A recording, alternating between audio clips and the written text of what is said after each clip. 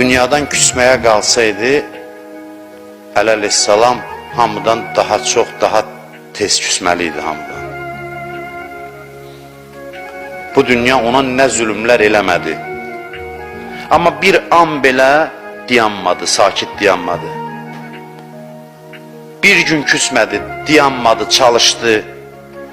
İşlərdən uzaqlaşdırdılar, gedib evində oturmadı. Getdi, bağ saldı, getdi, quyu qazdı. İndiyə qədər Mədinənin abadlıqlarının əsasını əleyhissalam qoyub, indiyəcən mövcuddur onlar.